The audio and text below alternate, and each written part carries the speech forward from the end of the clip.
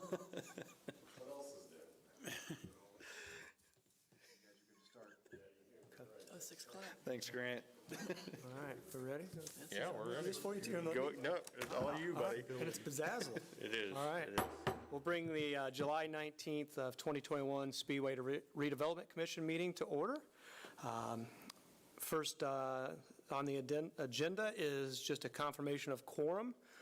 We do have 3 members here this evening, and we did have proper notice of the meeting, and so we have quorum and notice of the meeting to proceed. Next item on the agenda is public comment. Mr. Grope, do we have any comments that were submitted via email? None submitted via email. Do we have anyone in attendance tonight that would like to make public comment? None? Okay.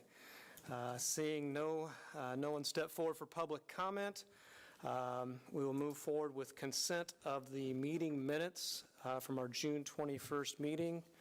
I believe you were provided the meeting minutes in your packet. Does anyone have any comments or revisions to the June 21st meeting minutes? Do I default to Dr. Reed? Yeah. I gave my comment. Shaking his head. Okay, so with consent, we'll accept the meeting minutes of June 21st. Moving on in the agenda, item 5, approval of claims. Mr. Grope?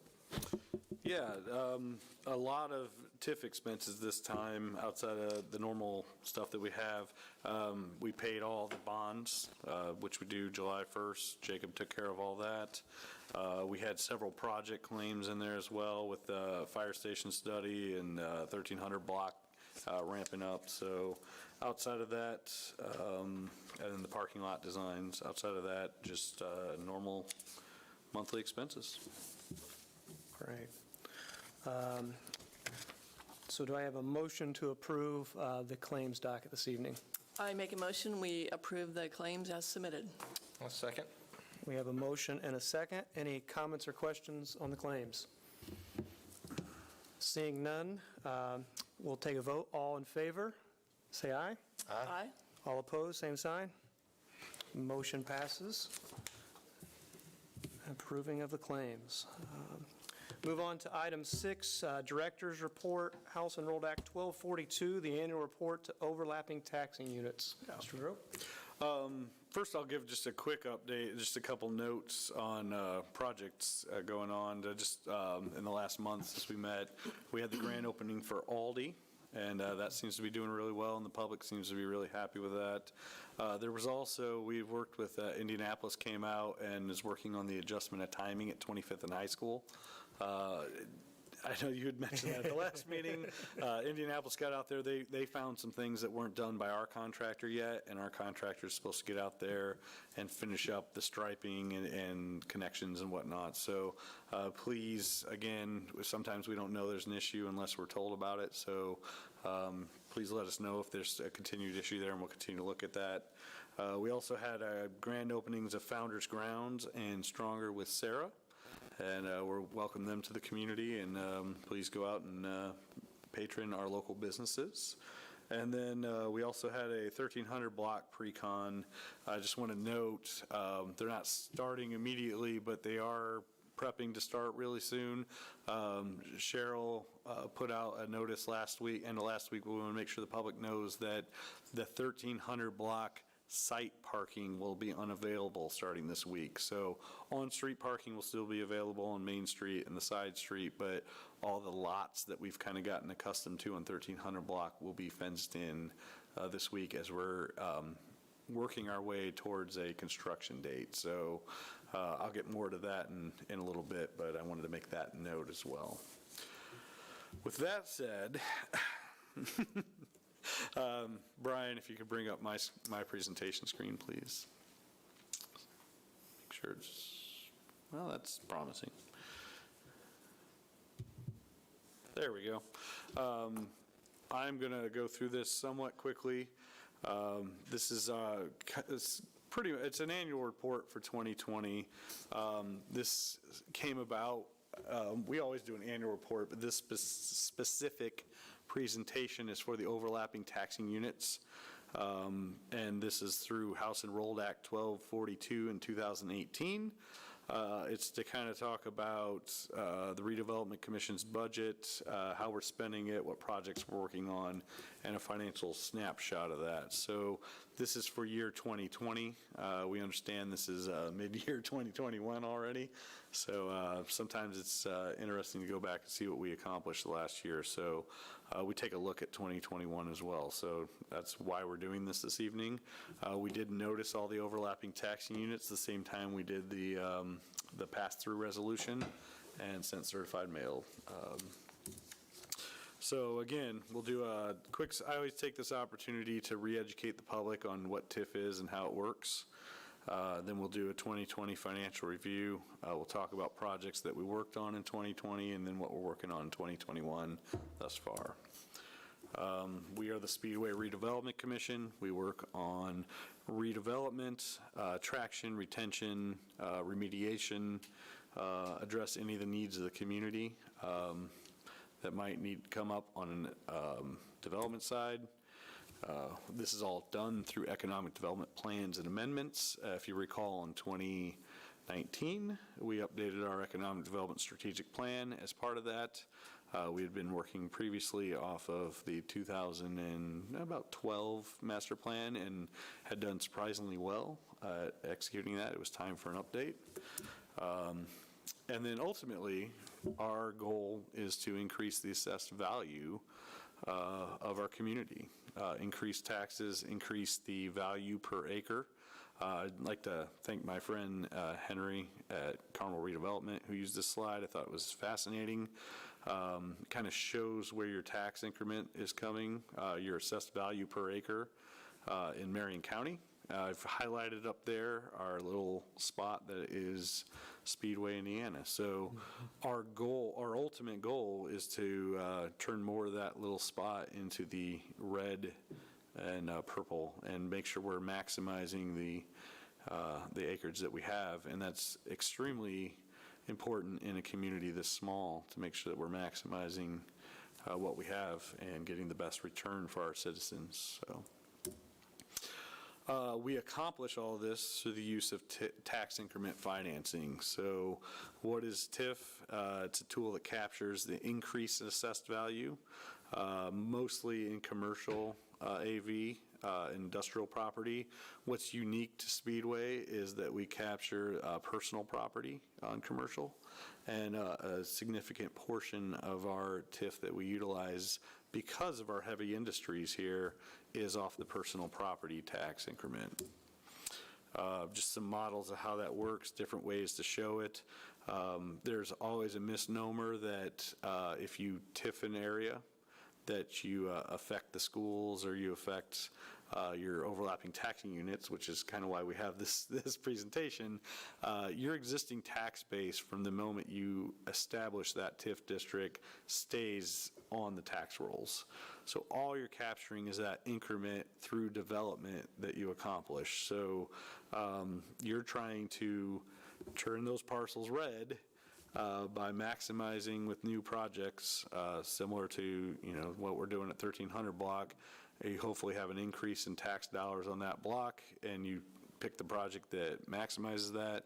You capture that to pay off debt service, and then in 25 years, when the TIF district goes away, that's all new tax base to the overlapping taxing units. And we're about halfway through our main TIF districts right now. It'll be really, I'm kind of excited. I know it's a decade away. I'm excited to see. We haven't seen a lot go away. This is a fairly new tool, so it'll be an interesting time for town manager and council at that time to decide how to handle that and how you manage that. I won't call it an influx in money, but a shift from paying off debt service and TIF and to incorporating that into your town. So. What can we use TIF for? TIF is highly regulated through the state of Indiana, so we can use it for infrastructure improvements, we can pay leases, we can not use it for operating expenses, and we can not use it for maintenance costs. So we can do two routes. You can do a pay-as-you-go, which we're doing some of that It's kind of how the 1300 block's set up. Some of the projects you'll see are pay-as-you-go, and then there's long-term financing. We will do less. We did a bond for Founders Square, reset the allocation area. That infrastructure was paid through a bond, which is long-term. Examples, improvements, again, roads, trails, land acquisition, demolition, environmental testing, remediation, leases, workforce development. So with that said, Speedway's allocation areas have been amended multiple times, and in fact, we authorized the restatement of TIF this year. We just haven't gotten to it. That's something on our 2021 second half to kind of restate. As you can see, you amend it over time. You take projects out, you add projects. It gets a little messy. So this is what it looks like on paper, and this is what it looks like on map style. So we have a main TIF district, which has been the catalyst for most of the Main Street redevelopments, as well as some of the Crawfordsville Road corridor.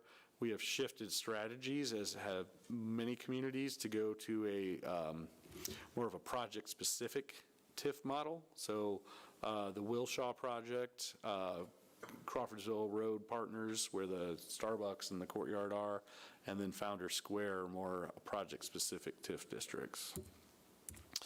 Financially, this is just a snapshot of our tax rates. You'll notice we had actually dipped from 19 to 20. 21, we increased a little bit. Some of that is because of the bond coming on for this Speedway Municipal Center.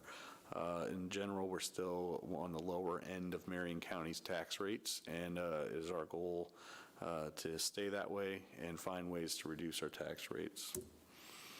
TIF revenue.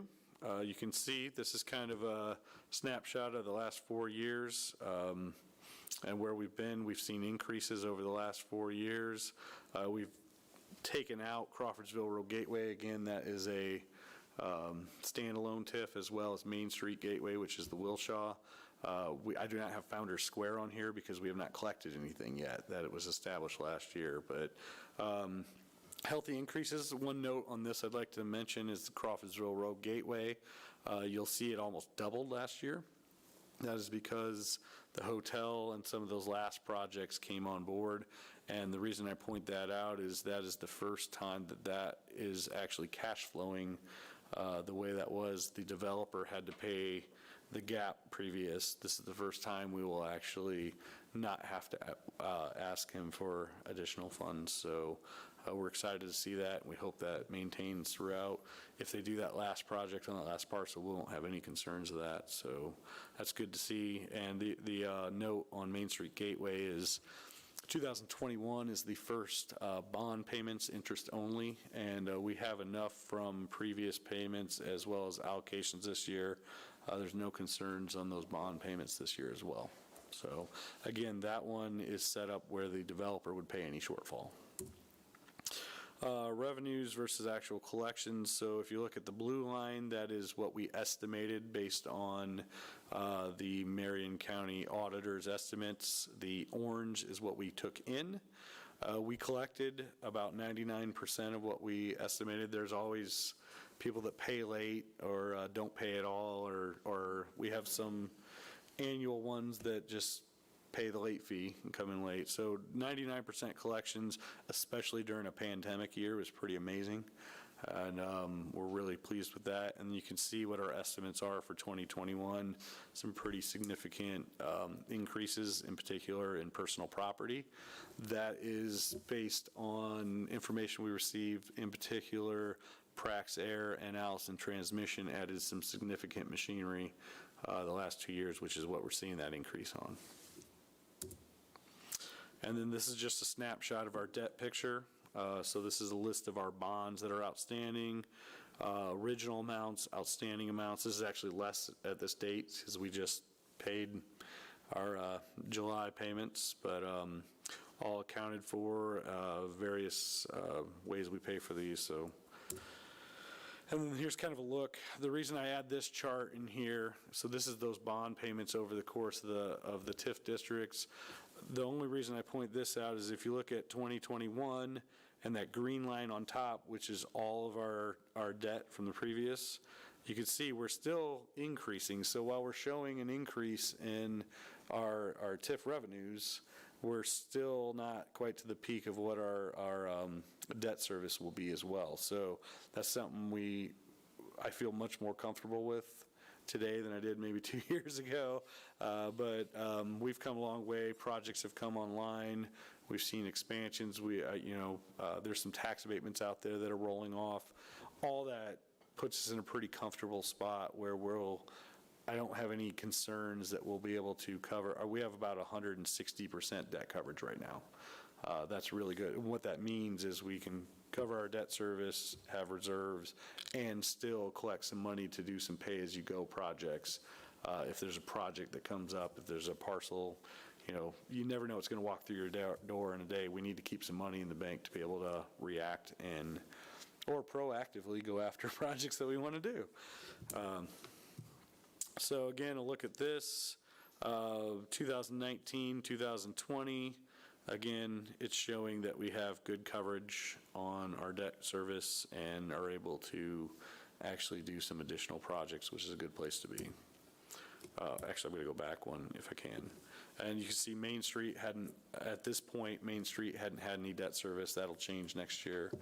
And then Crawfordsville Road Partners, you can see where there was a deficit in 19 and there was a positive in 20, which is a good thing. So what are we doing with this money, and what are some of these projects in 2020? It seems like this was way longer, but we actually purchased approximately 5 acres on 16th Street that was going into tax sale to be able to hopefully have some direction from neighbors and thought process to how that needs to be developed if and what we want to do there. That has dragged on a little bit. We've done some due diligence, as you're aware. We hope to engage the SRC Council and then the community surrounding that area here in the coming months.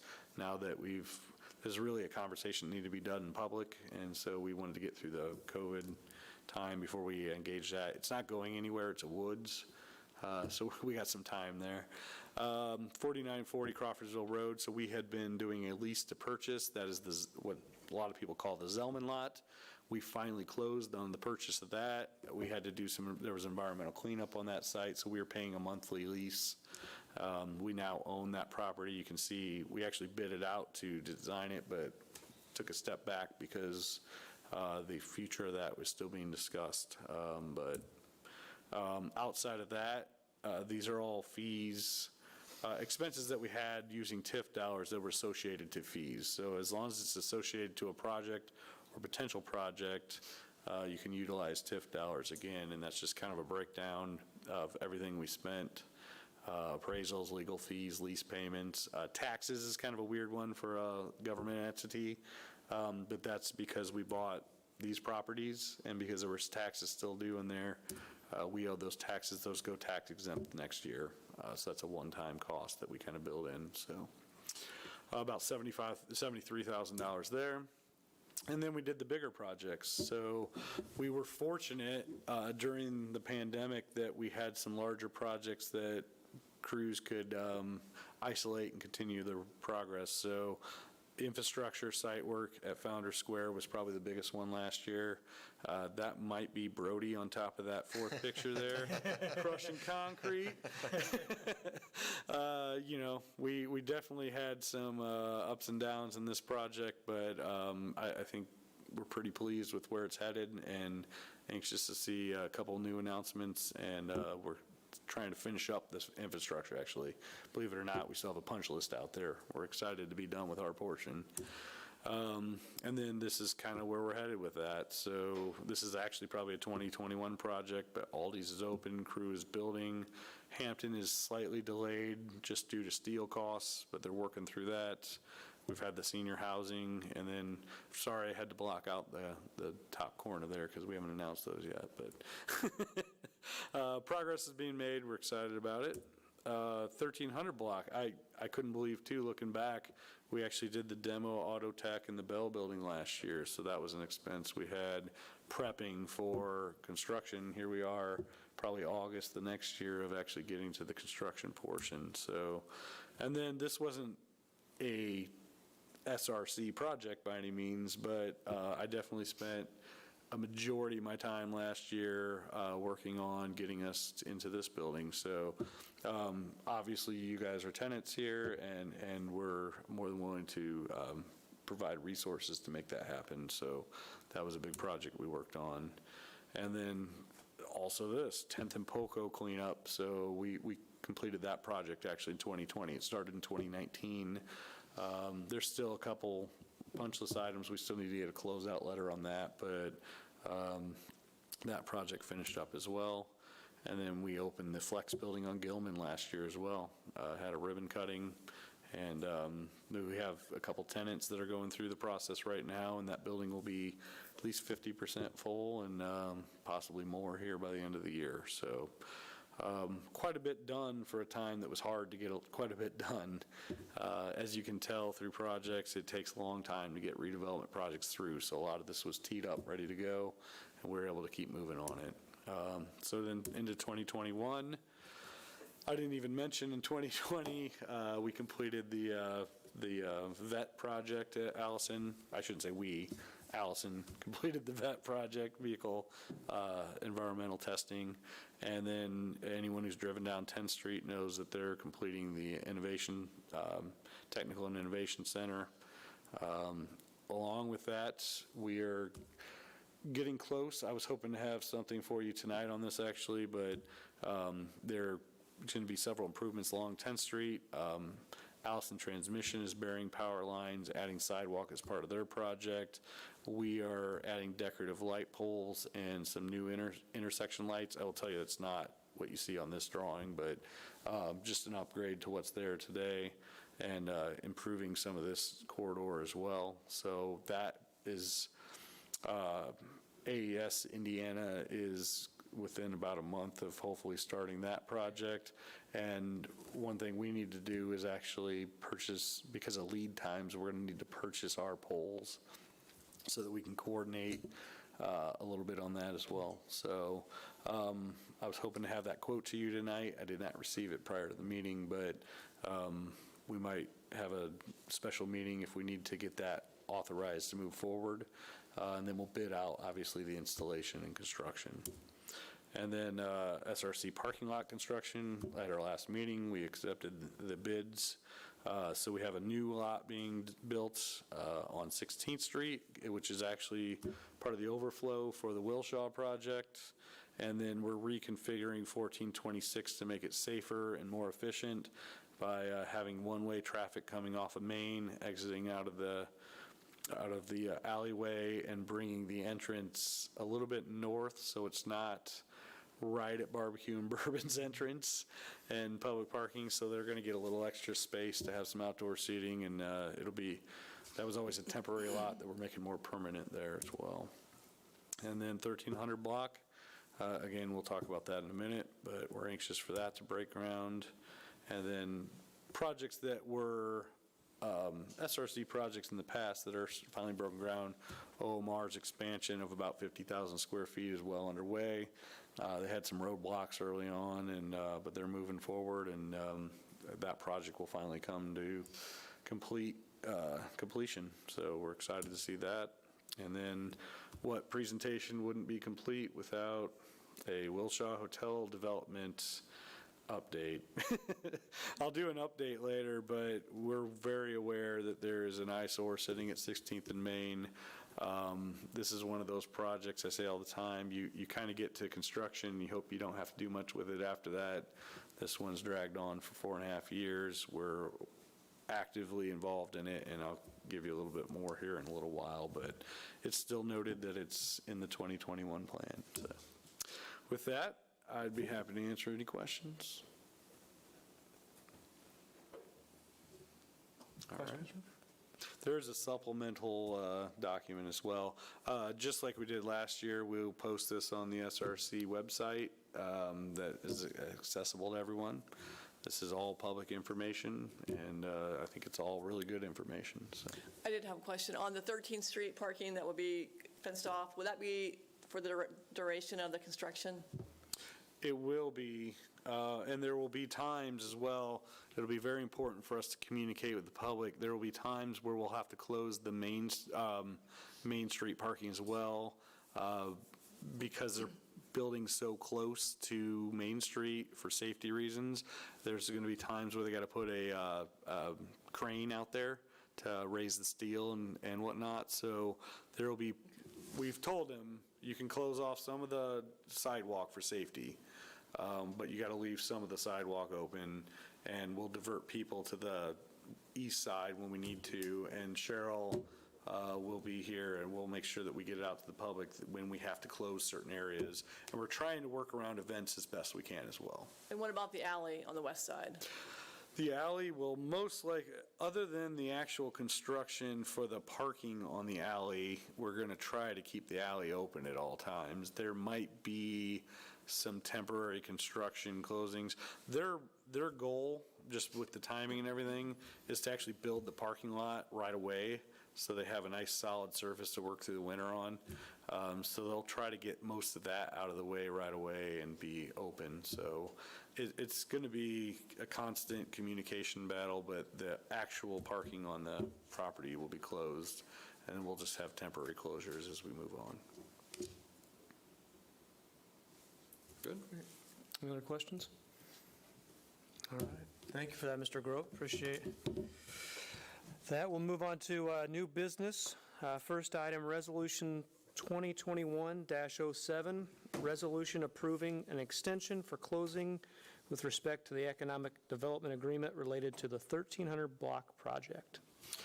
So, as I alluded to, a quick update on the 1300 block project. So we had a pre-con, everybody's ready to get moving on that. However, we still have quite a paperwork that needs to be done, and since it's taken us longer than anticipated, if you recall, we'd done an extension for closing on July 15th, and it looks like that closing is actually going to be August 10th.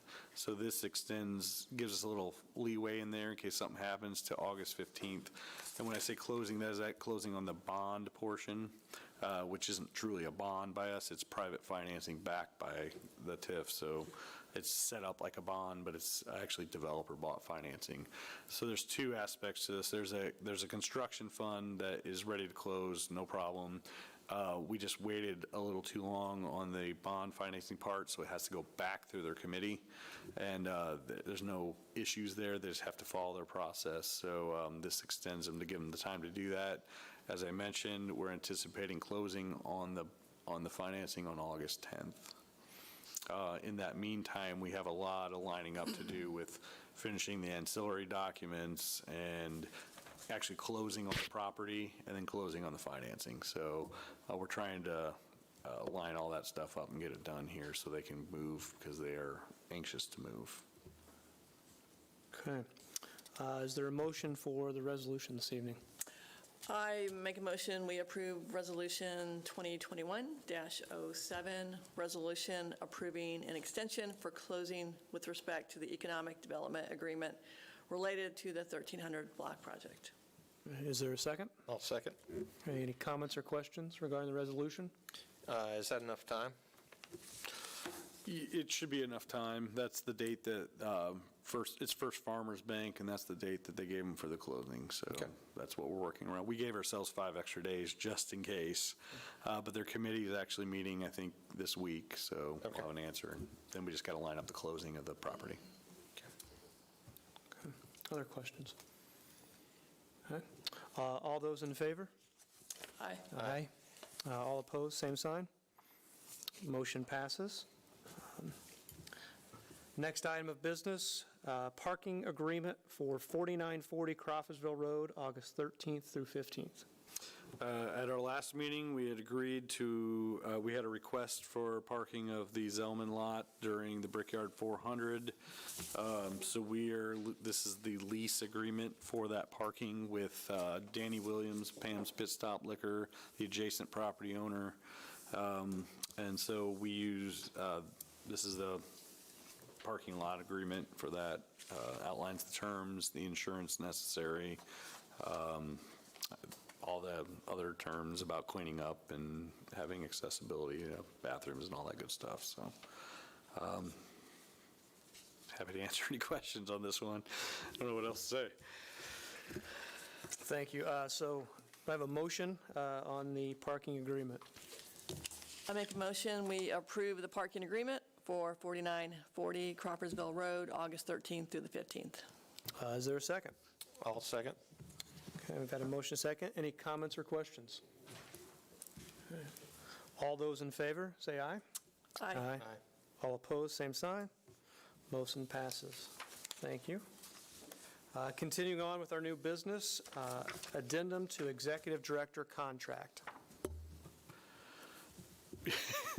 Yes, so this is an amendment. It has been recommended for a pay increase for the executive director. I hear he's a really good guy. Just to amend some duties, some ongoing responsibilities that I've been doing, as well as potentially some additional duties as Grant Kleinhentz, our new town manager, gets situated. This is to compensate me for that additional work and also work that has been done to date, which is with in the absence of leadership as well. This is a recommendation from the town council leadership, and I appreciate your consideration. Okay. Is there a motion for the addendum to the Executive Director contract? I make a motion, we approve the addendum to the Executive Director contract. Do I have a second? I second. Any comments or questions? I have one. Will the expanded duties, which I know you've been doing for quite a while, formally be added to the Executive Director job description? Most likely, yes. We need to have an we need to have an agreement in place. We had loosely agreed when Tim Ramian retired, and then we made that executive assistant position full time.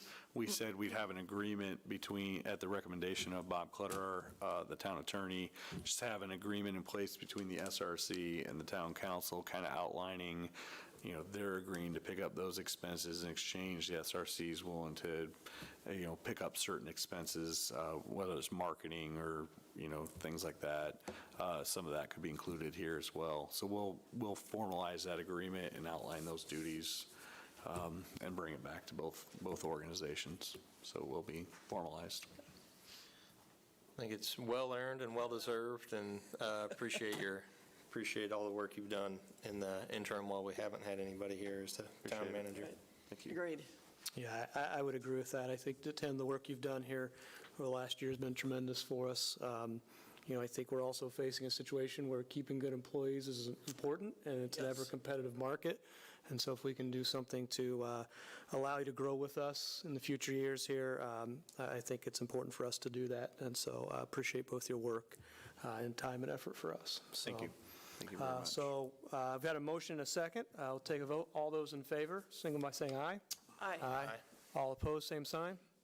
Okay, that addendum carries. Moving on to our last item on the new business, preliminary 2022 budget review. So a quick overview of how our budget works. We have two funds, operating and TIF. We just went over how TIF works. Our operating budget, which is income through lease agreements, like the parking lease agreement we just did. If we sell property, things like that, that's what pays my salary. That what allows us to do marketing and, office supplies, all that good stuff. So when I started about 4.5 years ago, we didn't really have a budget. We took all the expenses, kind of put it together, and we've been tweaking it ever since. There were new rules put in place that these town council takes a look at kind of the overlapping units, budgets, and gives them a blessing as well. So the schools and library as well as the SRC. So this is the operating budget for 2022. With reflected, obviously this was a big year of change. As we've gone through the years, we've tightened this up, and knowing that we don't have a steady income stream, we want to be cautious with our spending and our operating budget. The big changes on this are not assuming anything, but I reflected that pay increase in here. But we also, because of the shift of the executive assistant position, we took that out. I have added a line item for stipends for internships in here. That's something we had talked about. Just a little money in case we want to get interns for throughout the year at any given time. Outside of that, made adjustments to office supplies, which are running high this year, but decreased our FF&E because we had increased it knowing we were moving into a new space, and we're in here now and functioning, so I don't think we need as much there. Decrease some of our professional services. A lot of that's coming out of TIF. It's project related usually, but we still want some money to be able to hire an engineer or environmental or whatnot. Increased our marketing promotion a little bit. One thing we haven't had a lot of time to focus on because we're busy on projects is kind of branding and marketing. We started the town's rebranding, as you can see on the screen. We don't have anything that kind of associates that, so some marketing materials, some promotional items that have the new logo and new branding. It's probably something we'll invest in next year as well. Outside of that, utility services, we expected a decrease this year, moving over here to the SMC. We had some lagging from the old annex that kind of drove that up, and just doing some estimates. We never know when we buy a building, so right now we still own 5240, I think it is, or 42, one of those two. We have some expenses there, so we still have to keep that line item. I increased it a little bit for next year. And the other big change in the budget to this year is because we're in the SMC, we're leasing from the town. We've approved that contract, so we only have one line item for lease amount, so we don't have all those additional expenses and line items from having to manage the annex. So overall, we're showing a 13.8% decrease in our operating budget, which is just shy of $60,000 less. Process-wise, I keep thinking of other stuff. This is a preliminary look. Any feedback from the SRC, I'd appreciate. I plan on meeting with both Grant and Jacob, if not this week, hopefully this week, since I leave on vacation here, to get any feedback from them.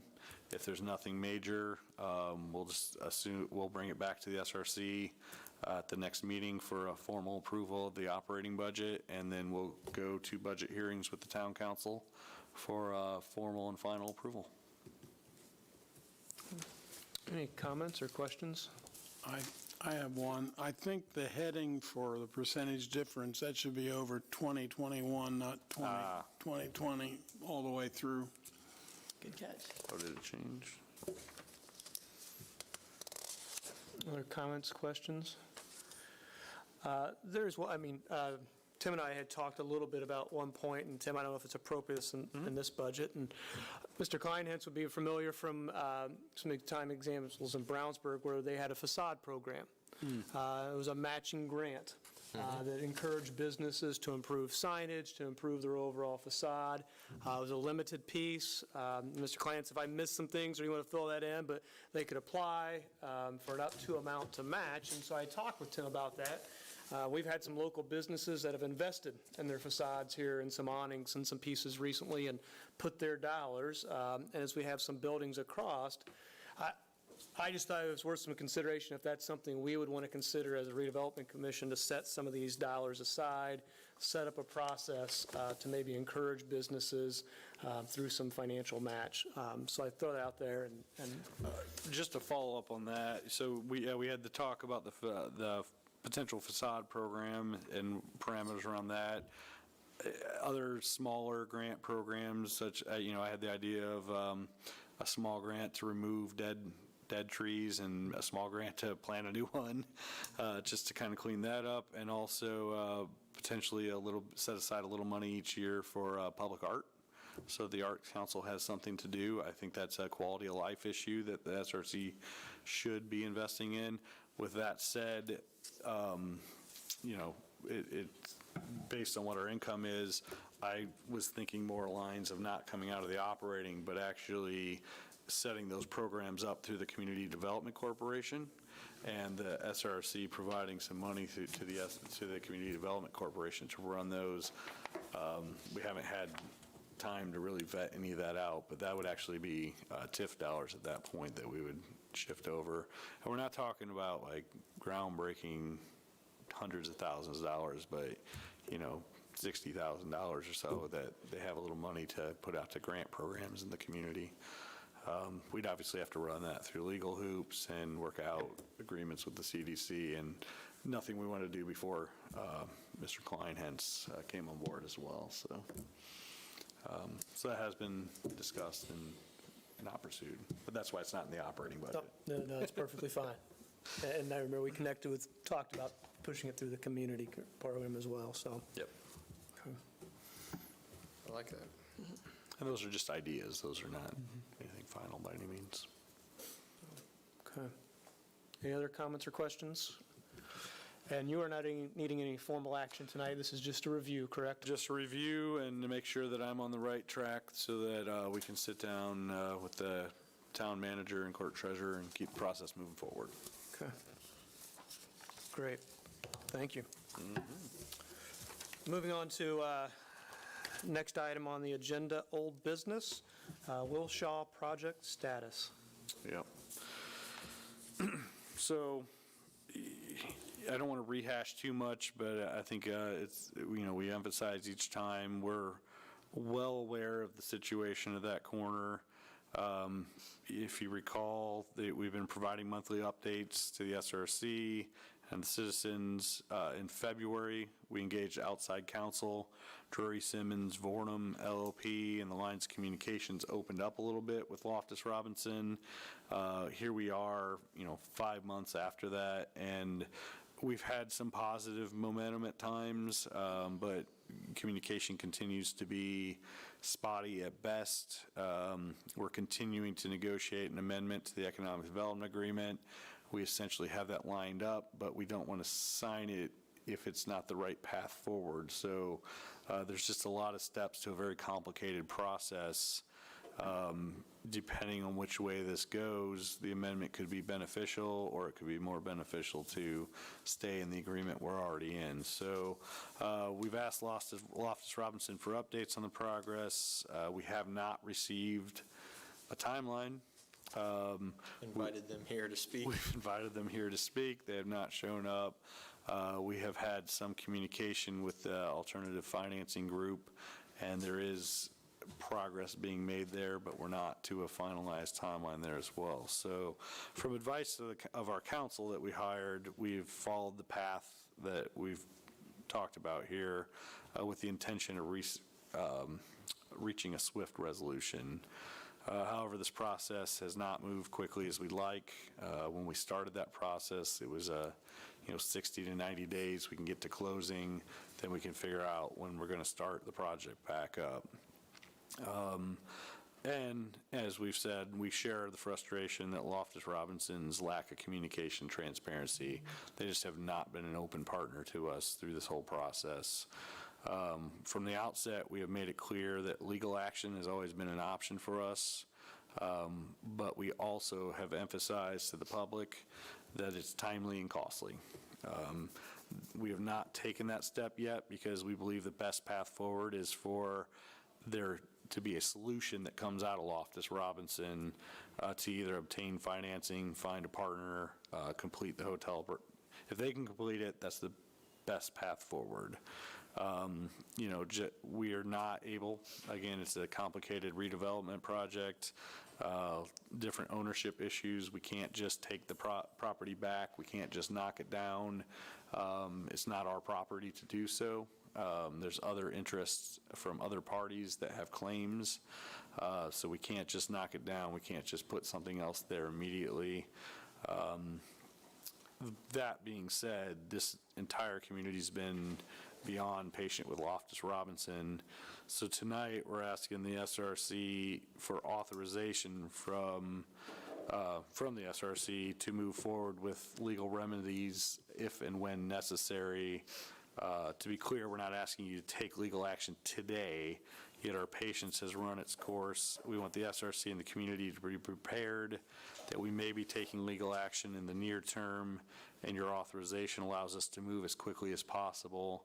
We're asking for the President and Executive Director to both authorize and sign any necessary documents that might be necessary here to move forward. But again, we emphasize legal action is extremely time-consuming, and if we take that approach, we need to be prepared for a lengthy process without progress at the site. We strongly urge Loftus Robinson to bring this to a resolution. We remain open to additional partners or investors joining the project so it can be completed. We continue to appreciate the patience of the citizens of Speedway and the town leadership. We will continue to keep our community updated as we move forward. And again, if we see a shift in direction or we get a timeline, we'll let everybody know. But we need to take that next step and be prepared to move in a different direction. Okay.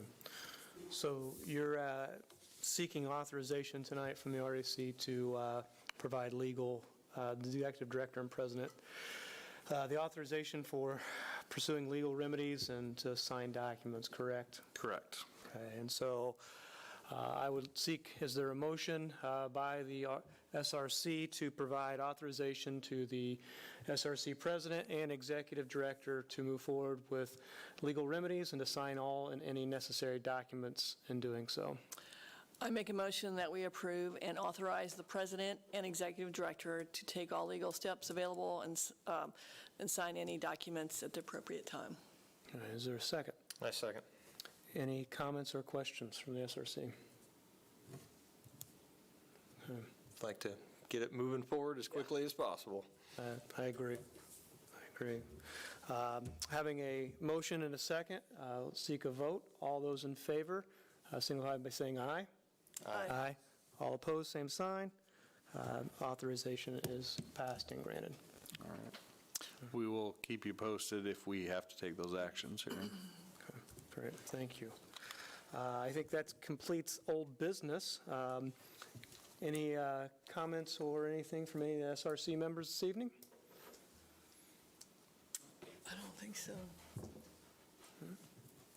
Anything, Tim? I think we're good. Okay, seeing none, we'll go ahead and adjourn the meeting. Thank you, everyone.